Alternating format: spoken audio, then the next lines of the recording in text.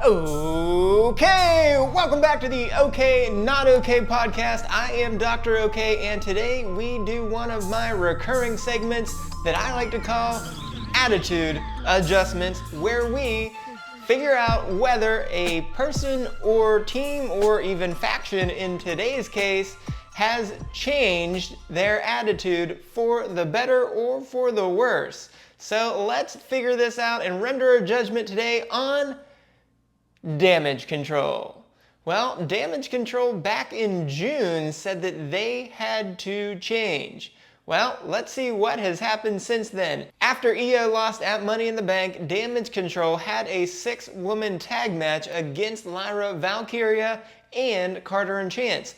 That they won, but the brand new team out of nowhere of Zoe Stark, Shayna Baszler, and Sonya Deville showed up and took out all 6 participants right after the match. Damage Ctrl licked their wounds and came back 3 weeks later when they were easily able to clear the ring of the soon-to-be named Pure Fusion Collective after they had just beaten Lyra, Carter, and Chance. So at the time, I said that this was a battle to be the bigger bullies in the women's division.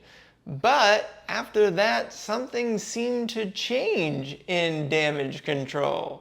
Well, what was it? We need to put a finger on that and figure out what it was. So the next week, we had an anticipated match between Doktor O'Kay and Sonya Deville, but before the match could begin, the Pure Fusion Collective attacked all of the members of Damage Ctrl and re-aggravated Dakota's knee injury that she had suffered a while ago that cost her almost a year.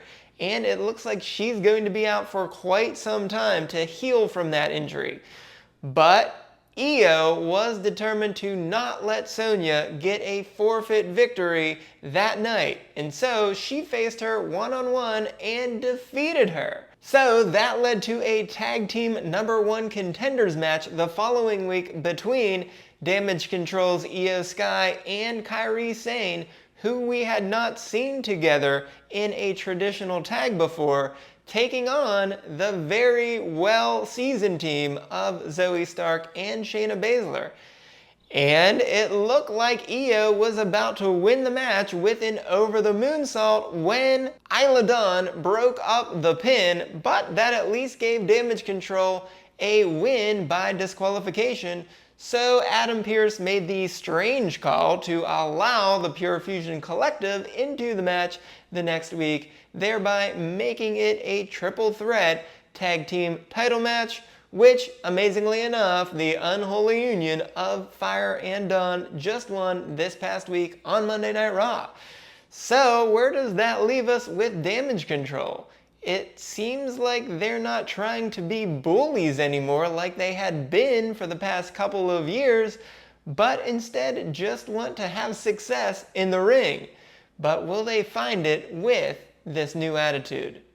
To figure it out, let's go back to the beginning here really quickly. Damage Ctrl formed at SummerSlam in 2022 when Iyo Sky, Doktor O'Kay, and the leader Bayley formed the trio to face off against Bianca Belair with a little help from the woman she just defeated, Becky Lynch, right after their SummerSlam match.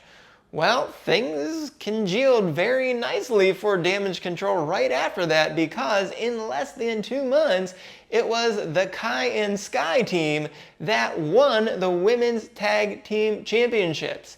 Well, they didn't hold them for long, losing it to Alexa Bliss and Asuka, but just 5 days later at Crown Jewel, they recaptured those titles, which they would hold until February of 2023, losing them to Becky and Lita. But that was only due to a little help from Trish Stratus. So things didn't go well for Damage Ctrl for a little bit there, as they would lose a 6-woman tag to Becky, Lita, and Trish at WrestleMania. But it wouldn't be long before Damage Ctrl rebounded, because with a little bit of help from Bayley, I guess, It was Iyo who was able to capture the Money in the Bank briefcase and then cash in on the new champion Bianca Belair right after she had won at SummerSlam. So Iyo took control from there, and she was able to hold on to that title all the way until WrestleMania. But in the meantime, in November at Crown Jewel, Kairi Sane returned to WWE and helped Iyo defeat Bianca in a rematch of sorts. So that was a pretty good start to add to the team. Then, just a week later, in a 6-woman tag, Asuka turned on Bianca and Charlotte Flair and rejoined her Kabuki Warrior sister, Kairi Sane, and became a part of Damage Ctrl. So now, with 5 members, Damage Ctrl was as strong as ever. Now, of course, at that point, Dakota was out with an injury due to that torn ACL that she had suffered. But despite a setback at Survivor Series War Games, it was Damage Ctrl who would turn out on top as the Kabuki Warriors became tag team champions for the second time in their careers on January 26, 2024. And then the very next night, it was Bayley who won the Royal Rumble. So Damage Ctrl looked to be holding all of the cards with the women's champion in Iyo, the tag team champions in the Kabuki Warriors, and Bayley as the #1 contender for, well, theoretically, Rhea Ripley's Women's World Championship. But just a week later on SmackDown, well, it turned out that the Kabuki Warriors would turn on Bayley, and Iyo would then become Bayley's preferred opponent at WrestleMania. And right after that turn, Dakota was able to come back, and it looked like she was going to help Bayley instead of Damage Ctrl. But that was not the case, because in a tag match where she was teaming with Bayley, she turned on her as well, going back to Damage Ctrl to make the team even stronger. But in the end, I guess it wasn't enough, because Bayley found a way to beat Iyo at WrestleMania, and the other members of Damage Ctrl lost to the big 3 of Jade Cargill, Bianca Belair, and Naomi. And it got worse for the Kabuki Warriors, because they would then go on to lose to Jade and Bianca to end a still pretty good run of a tag team title run of 3 months.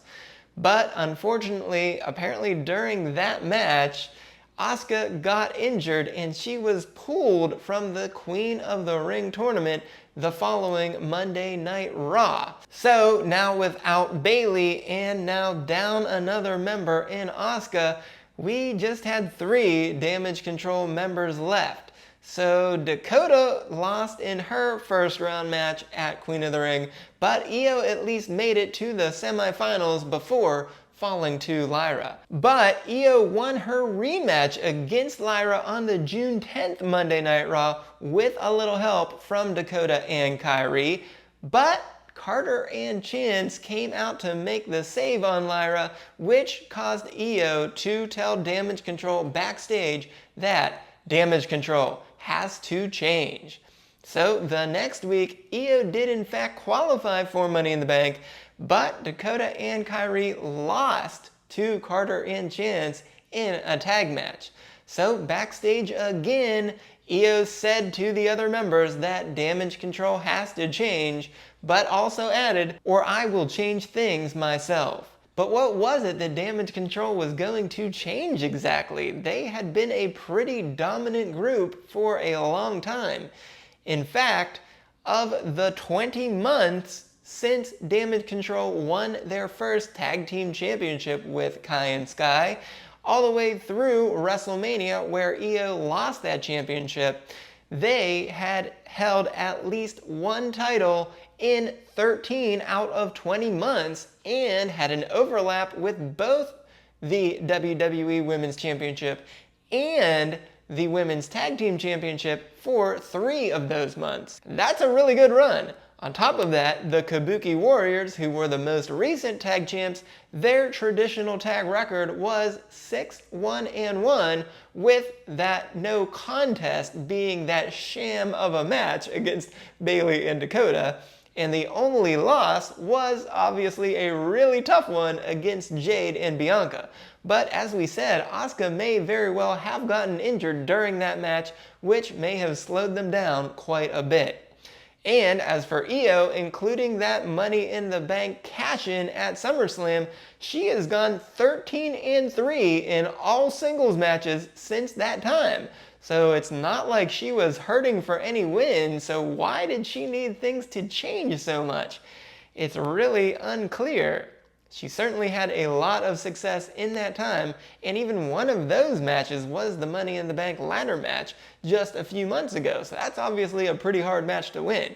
So 13-2 in all other singles matches. So right now it kind of feels like Damage Ctrl is at their lowest point right now. They literally only have 2 healthy members, and they just lost their first chance at a tag team championship.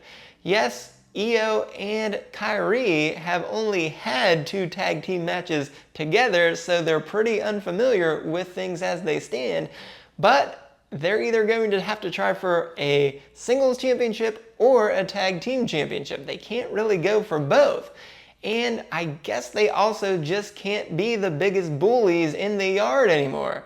The Pure Fusion Collective may have lost the battle when Sonya lost to Iyo in a singles match, but it looks like they were the ones that have won the war, as they now outnumber them 3-2. So I don't know, Damage Ctrl, this is a tough one for you. You had a lot of success winning championships just as you were, and now you are at a disadvantage that you haven't seen. So I have to say, I think this was a bad move, Damage Ctrl. I think you need to go back to doing whatever you were doing previously, maintain that edge that you had in your competitions, and go back to that. Otherwise, I'm not so sure you're going to be collecting any more gold in the near future. Well, nonetheless, maybe if you can find a way to get another shot at Fire and Dawn, well, they're pretty beatable. So maybe even without having a lot of tag team synergy right now, you two can get the job done. But it's going to be a tough road to hoe. So good luck, Damage Ctrl. We love to see you wrestle, but this is going to be tough. But for now, our verdict is that this was not a good attitude adjustment. So there you have it.